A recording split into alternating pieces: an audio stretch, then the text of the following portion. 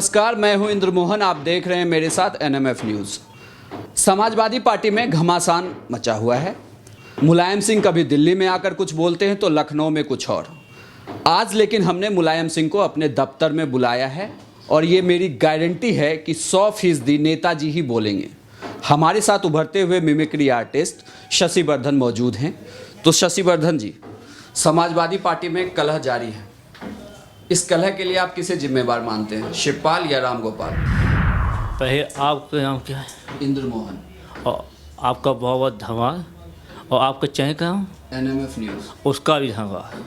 और जहाँ तक घमासान की बात है, हमें पहले भी कहा है और फिर कहा हूँ कि किसी तरह का कोई घमासान पार्टी में नहीं है। हम उत्तर प्रदेश समाजवादी पार्टी राष्ट्रीय अध्यक्ष हैं। हमारा बेटा अखिलेश यादव मुख्यमंत्री है और शिवपाल पार्टी का प्रदेश अध्यक्ष है। इसके अलावा कोई भी विवाद नहीं है पार्टी में। पहले भी बताया था और फिर बता रहा हूँ। और जहाँ तक घमासान की बात है तो राम गोपाल यादव की वजह से हुआ। और जहाँ तक घमासान की बात है तो किससे घमासान किया? राम गोपाल यादव उसको बहका रहा है। अखिलेश यादव का भविष्य खराब करने पर तुला हुआ है। रातों रात कभी अधिवेशन बुलाया जाता है जो कर रहा है। हम खुद अधिवेशन बुलाने वाले थे, हम पार्टी अध्यक्ष हैं। हमसे एक बार पूछ लिया होता कि हम मना कर देते। हमें कोई मना नहीं कर देते, लेकिन रातों रात अधिवेशन बुला दिया। अब केरल और राजस्थान से कहाँ से आ जाएंगे लोग? कभी ऐसा होता है राष्ट्रीय अध्यक्ष के बिना उसकी अधिवेशन? तो इसीलिए विवाद हुआ है। और किसी भी तरह का कोई नुकसान पार्टी इससे है नहीं। नेताजी यूपी चुनाव आ रहे हैं, तो क्या आप गठबंधन करेंगे? गठबंधन की जहाँ तक सवाल है तो गठबंधन करने का कोई सवाल इससे नहीं है कि उत्तर प्रदेश में कोई भी पार्टी गठबंधन लायक है ही। समाजवादी पार्टी सबसे ज़्यादा विधायक हैं और किसी भी पार्टी के इतने विधायक नहीं हैं। जहाँ तक हमारी टक्कर की बात है तो इस बार आपको ही पता है, हमको ही पता है, बीजेपी भाजपा सीधा समान है और सीधी टक्कर है। और उसमें जीत जाएगी समाजवादी, क्योंकि बीजेपी का काम क्या है? दंगे भड़काना। और आप खुद जानते हैं क्या करेगी बीजेपी। नोटबंदी करके सबको लाइन खड़ा कर दिया।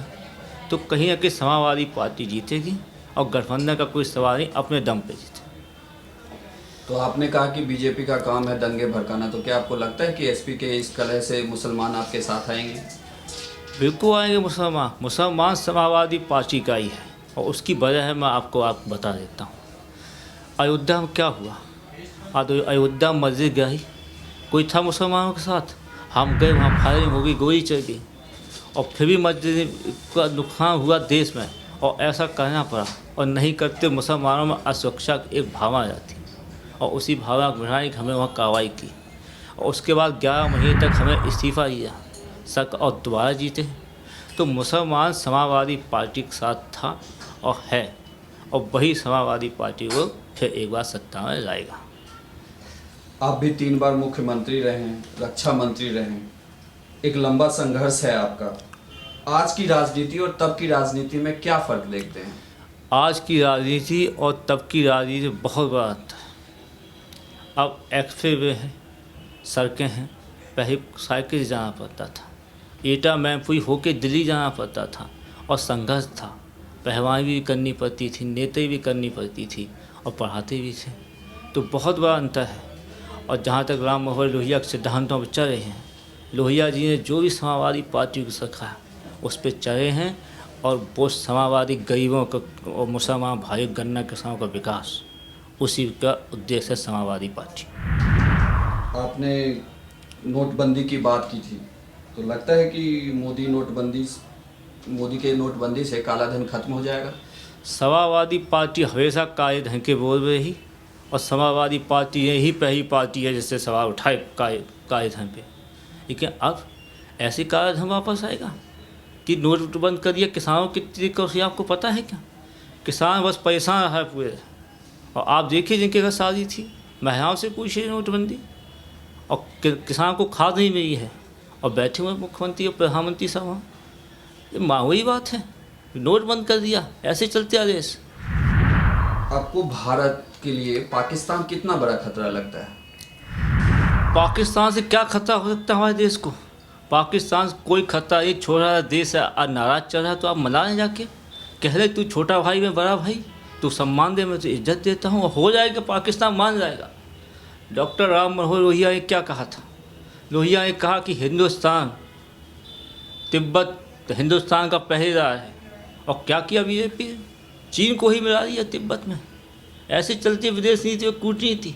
हाँ भाई, रक्षा मंत्री, 1 किलोमीटर चीन की सेनाएं आ गई हमारे देश में, हमें 4 किलोमीटर अंदर कर दी। आप बार बार चाइना में क्यों चले जाते हैं? पाकिस्तान पे गए। पाकिस्तान आप बनाए, चाइना की बड़ा है या पाकिस्तान? पाकिस्तान को कोई दिक्कत नहीं है, इतना उसके पास कुछ भी नहीं है, हथियार है ना कुछ है, लेकिन चीन ने हमला करने की पूरी तैयारी करी है। चीन दुश्मन मानता है हिंदुस्तान को, और वो कहीं कभी भी हमला कर सकता है, ये हम बता रहे हैं आपको। तो नेताजी जो मोदी ने सर्जिकल स्ट्राइक करवाई, वो सही मानते हैं पाकिस्तान पर? मैं तो सर्जिकल स्ट्राइक को ही सही नहीं मानता। कोई आपके पास कोई प्रूफ है कि सर्जिकल हुआ? कोई प्रूफ दे दे हमको। बस वीडियो कोई ओबामा मारा गया वहाँ पे, ओसामा बिन लादेन, तो उसमें वीडियो दिखाया दी। अब आपके पास क्या प्रूफ है कि कुछ हुआ वहाँ? तो नेताजी को भी प्रूफ चाहिए सर्जिकल स्ट्राइक? हमको यही प्रूफ चाहिए, जनता प्रूफ चाहिए। हमें क्या प्रूफ देखे करें? जनता भी ये सवाल उठा करिए, जनता भी पूछेगी, उसको दे आप। नेताजी, आप रक्षा मंत्री रहे हैं, आपको सेनाओं के हालात पता होंगे। अभी जस्ट बीएसएफ के सेना ने एक वीडियो जारी की है जिसमें खाने को लेकर उसने सवाल उठाया। आपको क्या लगता है, ऐसा होता है? हम जब तक रहे तब तक ऐसा कुछ नहीं हुआ, लेकिन अब है। पूरा देश देख रहा है, विदेश भी में छवि ये जा रही है सेना की। वो क्या झूठ बोल रहा है? वो झूठ रही बोल रहा है। आपने ऐसा कर रखा है, इतना भ्रष्टाचार है, और अधिकारी करे, अधिकारियों का भ्रष्टाचार ही है। वो झूठ बोलेगा क्या? उसको अपनी नौकरी ही प्यारी है क्या? बंदूक दे रखी है, फिर भी आरोप लगाए हैं। ऐसी स्थिति है भ्रष्टाचार की वजह से, और भ्रष्टाचार हो रहा है, और सेना कमज़ोर हो रही है। लेकिन सबसे हिंदुस्तान की सेना बहादुर है। लेकिन आप ऐसे करेंगे, आप चीन की सेना को देखिए, कितना बजट है वहाँ, और कैसे तैयारी कराई जा रही है वहाँ। हमारी सेना भी मजबूत है, मैं कह रहा हूँ, लेकिन चीन कभी भी हमला करेगा, इसलिए चीन से टक्कर देने तक का सेना को बनाएं। आप महंगाई मत रोकिए, आप नोटबंदी कर दी, उसका भी नहीं। आप मैं किसी तरह का कोई बवाल नहीं करूँगा, लेकिन आप अपने अंदरूनी सुरक्षा तो करें। प्रधानमंत्री जी ने 3 सदस्य हमको दल भेजा कि नेताजी से पूछें, नेताजी को पता है विदेश मंत्री में अच्छी दखल है, रक्षा मंत्री रहे। तो मैं उनसे पूछा कि आप ले पाएंगे फैसला? आप में है इच्छा शक्ति? आपको पता है कि कदम उठाने पड़ेंगे?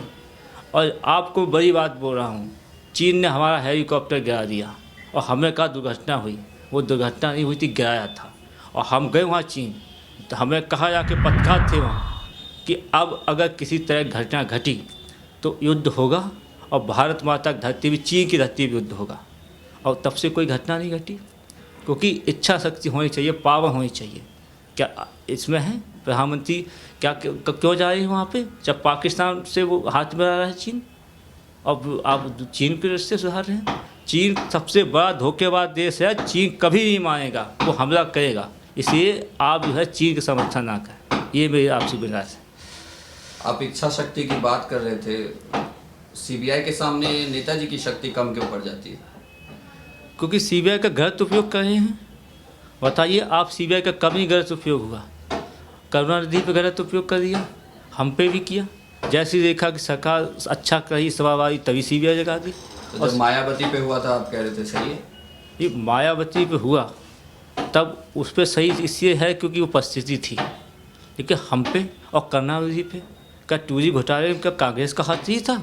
इतना बड़ा घोटाला हो गया और करुणानिधि को फंसा दिया। तो इसका कहीं न कहीं सरकार गलत उपयोग करती है, और हमारे साथ भी हुआ। नेताजी, अब आपकी उम्र हो गई है, पहलवानी के वो दावपेच क्या अभी भी याद है, या राजनीति में वो दावपेच भी कमज़ोर हो चले? देखिए, वो बात अलग थी, वो दिन अलग थे, और अब परिस्थितियाँ अलग हैं। तब बहुत मेहनत करनी पड़ती थी, अब आपके पास सब मशीनें हैं, मोबाइल फ़ोन हैं। तब की परिस्थितियाँ अलग थीं और अब अलग हैं। तो जो कलर फैला रहे हैं पार्टी में, उनको पटकनी दे दीजिएगा। पार्टी में कोई कलह नहीं है, मैं बता रहा हूँ। हम फिर एक बार स्पष्ट कर रहा हूँ कि मैं पार्टी का अध्यक्ष हूँ, शिवपाल यादव प्रदेश अध्यक्ष हैं, और शिवपाल यादव को अगर परेशान किया गया तो वो पार्टी छोड़ देगा और बहुत बड़ा नुकसान उत्तर प्रदेश को होगा समाजवादी पार्टी को। और समाजवादी पार्टी टूटने में दूंगा ही। किसी तरह की कोई भी कार्रवाई होगी की जाएगी और इसी ये 6 वर्ष के रामगोपाल को मिला है। तो आप अमर सिंह को का साथ क्यों नहीं छोड़ रहे हैं? अमर सिंह की क्या दिक्कत है? जब हमको कोई दिक्कत लेकिन नहीं, आपका बेटा ही कह रहा है कि अमर सिंह ही कलह की वजह है, तो अमर सिंह का साथ छोड़ दीजिए, पार्टी बच जाएगी। वो हमारा व्यक्तिगत मामला है, उसमें आप हस्तक्षेप ना करें। धन्यवाद। ऐसी कौन सी राज है जो अमर सिंह ने छुपा रखी है? मैं बता चुका हूँ, व्यक्तिगत मामला है, उसमें आप किसी से दिखाना ना करें, बस। ये थे हमारे साथ नेताजी शशि वर्धन। उम्मीद करते हैं कि आप इनकी बातों पर खूब गुदगुदाएंगे, हंसी के ठहाके लगाएंगे। हमारा मकसद सिर्फ आपको इंटरटेन करना था, किसी की भावनाओं को आहत पहुंचाना नहीं था। नेताजी, आप हमारे साथ जुड़े, इसके लिए बहुत बहुत धन्यवाद। आपका और आपके चेयर का भी बहुत बहुत धन्यवाद। और मैं आपको आमंत्रित दे रहा हूँ, स्वागत कर रहा हूँ। क्या उत्तर प्रदेश आएँ, अभी आएँ या अप्रैल में आएँ, आप आएँ, वहाँ देखकर समाजवादियों की फिर सरकार आई है और उसका हम स्वागत करते हैं। और अगर बीजेपी की सरकार आ गई तो? बीजेपी सांप्रदायिक दल है, मैं कई बार कह चुका हूँ। समाजवादी के लोग और उत्तर प्रदेश जनता सांप्रदायिक दलों को कभी समर्थन नहीं देगी। चलिए, जो भी हो, अप्रैल में रिजल्ट आएंगे। तब तक के लिए बहुत बहुत धन्यवाद।